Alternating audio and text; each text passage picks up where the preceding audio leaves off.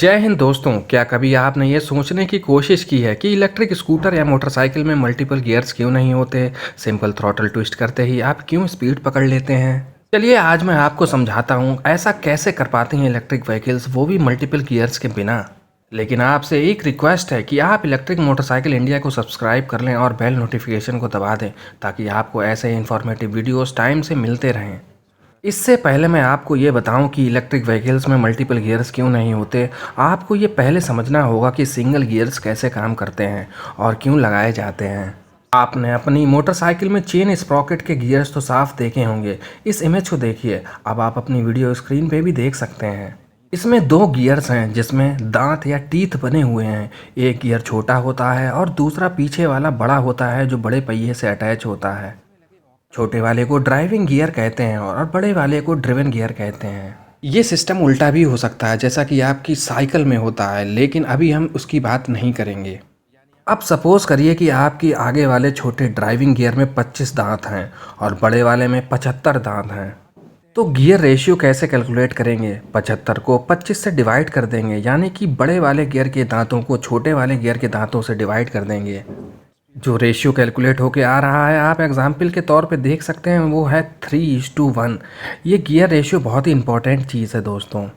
यानी जब छोटा गियर 3 रोटेशंस घूमेगा तो बड़ा सिर्फ 1 रोटेशन ही घूम पाएगा। ये तो हुई गियर रेशियो कैलकुलेट करने की बात। अब आप गियर रेशियो, स्पीड और टॉर्क में क्या रिलेशन होता है, इस पर ध्यान दीजिए। गियर रेशियो जो होता है वो टॉर्क के डायरेक्टली प्रोपोर्शनल होता है, साथ ही स्पीड के इन्वर्सली प्रोपोर्शनल होता है। लेकिन टॉर्क क्योंकि पावर के डायरेक्टली प्रोपोर्शनल होती है, इसलिए गियर रेशियो भी पावर के डायरेक्टली प्रोपोर्शनल होता है।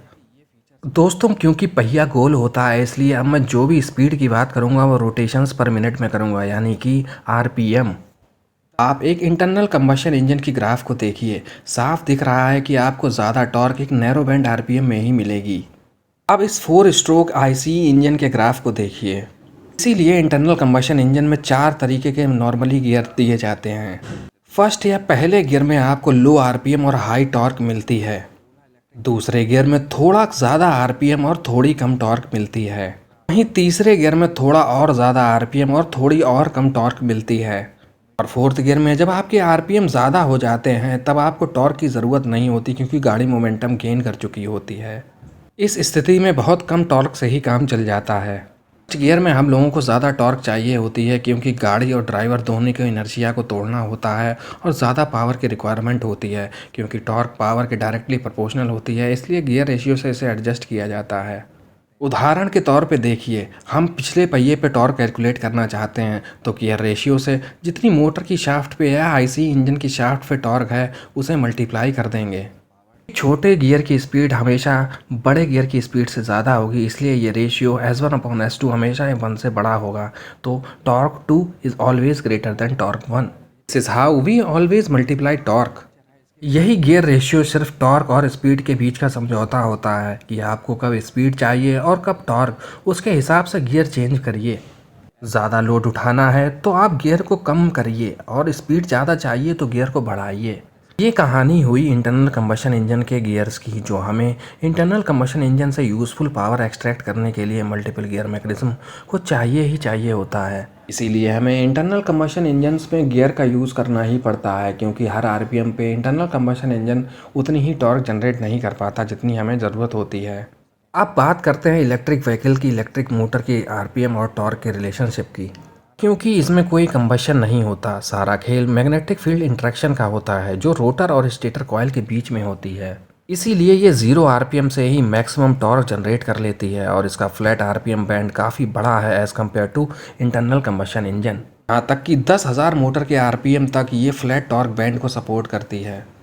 इसलिए जब पहले से ही टॉर्क और पावर मिल रही हैं, तो फिर क्या गियर्स का यूज़ करना? कोई मतलब नहीं होता मल्टीपल गियर्स का यूज़ करने से। इसमें सिर्फ सिंगल गियर से ही मल्टीप्लिकेशन हो जाता है और आपको कोई भी एक्स्ट्रा गियर की ज़रूरत नहीं पड़ती। क्योंकि हर बार जब आप इंटरनल कंबशन इंजन में गियर्स भी चेंज करते हैं तो 2% एनर्जी वेस्ट होती है, जो मायने नहीं रखती गैसोलीन में। लेकिन जब इलेक्ट्रिक एफिशिएंसी की बात आती है तो ये 2 से 3% भी बहुत होता है। इसलिए सिंगल गियर का यूज़ ही बहुत है, जो मोटर की शाफ्ट से टॉर्क को व्हील पे ट्रांसफ़र कर देता है।